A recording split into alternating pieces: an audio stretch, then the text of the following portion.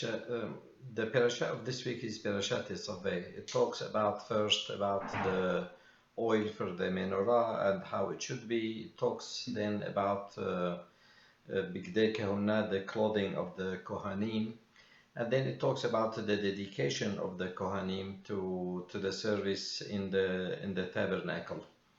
It is noticeable that Parashat Tetzaveh is the only parasha from the book of Shmot until Bezot HaBeracha that Moshe is not mentioned in the parasha. And there are many commentators on why so and why it is Parashat Tetzaveh. One of them is that they say that Killat Chachamim will be that the curse of the rabbi will be fulfilled even if it was conditional. Moshe Rabbeinu, when he was pleading with God to forgive them about the avon of the golden calf, he said that either you forgive them or remove my name from the book that you wrote. And even he did forgive them, but even though in one parasha that it was not mentioned. And there are other hints about this issue, like for example that if we take Moshe, it spells Mem, Shin, He, and Mem. If we spell it out, it's Mem Mem. And Shin is Shin Yud Nun, and He is He Vav Aleph, or He Aleph. So if we take the second one that is not spelled, Mem, that's 40. Shin, the Yud and the Nun are not spelled. Between both of them are 100. And the Aleph of the head that is not spelled out is 1. So the total is 40 plus 60 plus 1 is 101. The Pesukim of Parashat Tetzaveh is 101. So even though his name is not mentioned, but it is hinted in it. Also, there is another midrash that Moshe said that Mehanina Misefrecha Asher Katavta. Asher, the gematria is 501. The Aleph 1, Shin is 300, and Resh 200, 501. The gematria of Parashat Tetzaveh is also 501. So he hinted that from that parasha, do not mention my name. And also, there is another hint that the Pesukim is gematria of is 101. We do know in the Sephardic community that we always mention the number 101 because it is the gematria of Michael. Michael Sar Israel. He is our representative in heavens. Moshe Rabbeinu told him that Hashem told Moshe that I'm going to forgive you, but I'm not going to go with you. I'm going to send Malach, and Malach, this is Michael. Moshe told him, if you're not going to go with us, we are not going to go anywhere. We're going to stay here. So clearly they can't exist, him and Moshe and Michael. Michael took backstage until the days of Yehoshua. So here, Michael kind of took over this, and Michael 101, and this is 101. Probably one of the logical explanation also was advanced by the Gira that Parashat Tetzaveh always happened in the week where it is Sheva Be'adar. Today, when I'm doing this recording, is Sheva Be'adar. Sheva Be'adar is the day when Moshe Rabbeinu was born and the day that he passed away. So it is proper to talk about Moshe Rabbeinu, and I want to mention personal experience that few years ago, the day passed. I didn't notice even Sheva Be'adar at all, and then a few days later, in fact, I was listening to music program in one of the Arab radio station, and they made very big deal about the Mawlid Nabawi Sharif, means that the birthday of Muhammad, their prophet. And I thought, you know what, my God, a week ago we had Moshe Rabbeinu, and I didn't notice it, and here, look what they are doing. So it hurt me so much that it stayed with me. And so I would like to devote this talk about Moshe Rabbeinu. He was born in 1393 before the Common Era, so that means that he was born 3,408 years ago. And we do know that he lived 120 years to the day. He also passed away on Sheva Be'adar. And also that reminds me, I was in Prague one day, and in Prague they have the Jewish Museum. It's open air museum, meaning that you visit 5 synagogues, and also there is something called Celebration Hall. Celebration Hall, I thought that is gonna be like for wedding, and it was near one of the synagogues. It's called Bet Knesset Pinhasi. I went there. It was really for the Hebra Kadisha, and the guide asked that can anyone guess what day of the year they celebrated his passing? They celebrated the celebration of the Hebra Kadisha, because every year they get together, they see what went wrong, what went on, and then they have celebration. And one of the people did answer that it is Sheva Be'adar, because Vaikbor Oto Bagay, that Hashem himself buried him. There was no need for Hebra Kadisha, and that was the right answer. So here it's another thing for Sheva Be'adar. We do know that Moshe Rabbeinu had many names, and each one was attributed to another person. For example, his father Amram called him Heber, his mom called him Yekutiel, his sister Miriam Yered, Aaron called him Avizanuah, and we know his Avigdor is one of his names, Tovia and Tov, and many others, Ish Socho, and Shmaryahu. The Jewish people, they called him Shmaryahu because through him Hashem Shamar Otam. So all these are the name of Moshe Rabbeinu. It is to believe in the prophecy of Moshe is one of the main principles, one of the 13 principles that Rambam listed, that these are must, that we can, there can't be any compromise on that we have to believe in that Nebuat Moshe Rabbeinu Emet, and he is Shaliach Hashem. And also to have character of Moshe Rabbeinu, Rambam said that prophecy will be given to somebody who has 4 characters. Number 1, he should be Hacham, he should be Gabor, he should be Ashir, and he should be Anad. And he said that Rambam mentioned his word that the epitome of this character is Moshe Rabbeinu. Of course, he was Hacham, he learned the Torah from Hashem, he taught it to the Jewish people. He was Gabor, he participated in few wars against Amalek, against Sihon, against Og. And Ashir, we do know that he was Ashir from the Luchot, that they were broken, and also that he was Anav, Ish Moshe Anav Me'od, Mikol Adam Sha'al Penei Adama. So all these are attributes to Moshe Rabbeinu.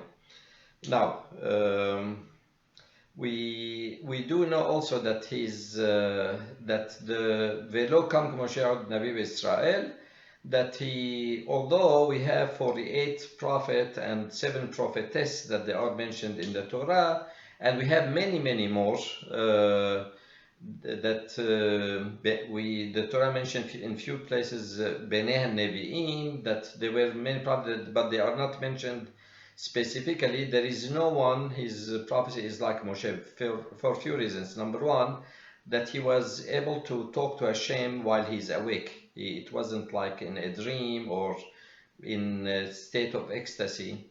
Number two, Hashem talked to him panim el panim, like friends talking to each other. And also, Moshe Rabbeinu was able to initiate a conversation with Hashem. Amdu ve'eshma medaber Hashem, that let me go ask him. It's like asking somebody's rabbi or his father. This was the type of the quality of Moshe Rabbeinu. And we did say before that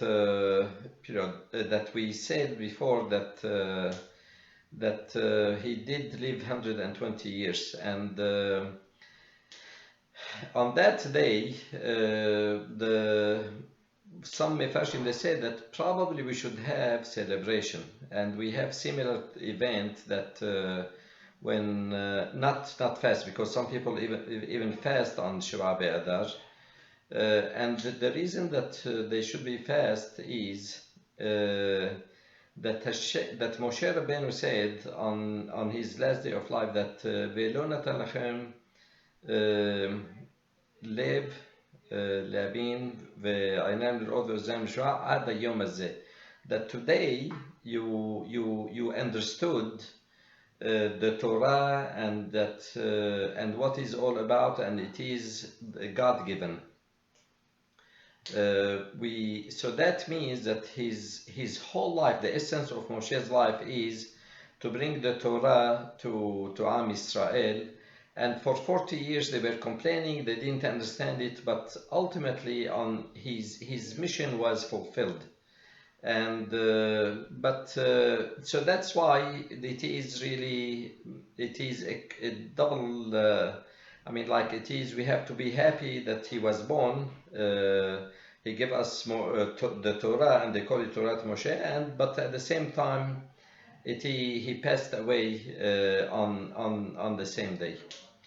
And they say that Harambam said about Moshe that Yachol Adam Liot Ke Moshe, that somebody can be like Moshe. The truth is, can anyone really be like Moshe? We did mention now that he was talking to God like somebody talking to his friend. I believe that I'd like to advance the idea that Yachol Adam Liot Moshe, every person can behave like if he is or behave in a behavior that Moshe had. It's impossible for any human being to reach the level of Moshe Rabbeinu, but everyone can try in several aspects to behave like Moshe Rabbeinu, and Hashem, with Ayat Hashem, he can reach as far as he can go. So what are some of the characters? Number one, when he was 20 years old, he was in Paro palace in Egypt. He wasn't lured away. He knew who he was. And the Torah says, Vayigdal anar Vayigdal Moshe Vayetze la'am vayar v'siblotam. That the first thing his heart was toward his friend, his brothers. Many of us will say, you know what do I need to care about? I am here like a prince, the crown prince. We know that the pasuk before that Batya, the daughter of Pharaoh, took her to her palace, and he was her own son. He gave up that. And number two, when he saw that there is that when Egyptian was hitting a Jew, he killed him. He took initiative on spot, and he took advantage. And he paid the price very dearly. He was 20 years old. He had to flee Egypt until he was 80 years old, when Hashem came to him, and he told him to go back to redeem the Jewish people. And throughout his life, all his life, כאשר אומרת Tayonek, he carried them. He was like shepherd to them. He loved them so much.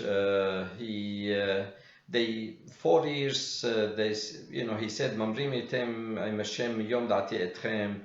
That they were complaining, we have no water, we have no meat, we have. They remembered cucumbers in Egypt and the dagim that they used to eat, while here they have man every day. Still he tolerated them. And we do know that probably, and when he was passing away, he said to Hashem that just leave me alive. And he told him, you know what, I give you that either you will live and the Jews will die, or vice versa. If you want to live, I have to kill them. He told him, Moshe be'elf Moshe be'eli pol tzipor lahad min Israel, that let me die and 1,000 people like me, and not even a fingernail of one of the Jews will fall. So we can see here his self-sacrifice. But probably one of the most important qualities of him is his anavut, that Va'ish Moshe anav. This is the ultimate praise that anyone can give to any person, that he was anav. And when he passed away, the Torah said,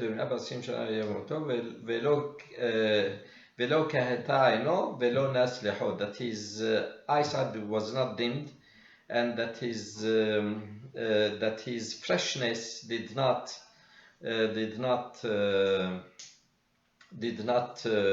became dry. And I heard from Rabbi Sachs, the chief rabbi of England, that what does it mean is that until the end, he also said, Vayelech Moshe v'daber ben Israel. On his last day that he went, he said, where did he go? He said that Moshe kept on going. He wasn't stagnant. He wasn't static. He was always trying to grow. And he did say also that that the reason that his lecho did not nas, that did not became dry, is because of lo kahata, that his eyesight did not become diminished, that his vision for the betterment of the Jewish people and for them to have the Torah and understand it and to worship God never dim. He never gave up with all the complaints, with all the issues of milhamot, of the wars. He stayed. His vision was intact. So I believe all these are lessons for us to a more or lesser extent. Everyone, as we mentioned before, that is gifted with special characteristic. We can study Moshe Rabbeinu and learn something from him. And incidentally, in Syria, the Jews, they used to call us Musawi. Moshe, his Arabic name is Musa. So Musawi, which means that the people who belong to Moshe Rabbeinu. I do believe that there is no praise, there is no compliment that is bigger than that we are the people who belong to Moshe Rabbeinu. Shabbat Shalom.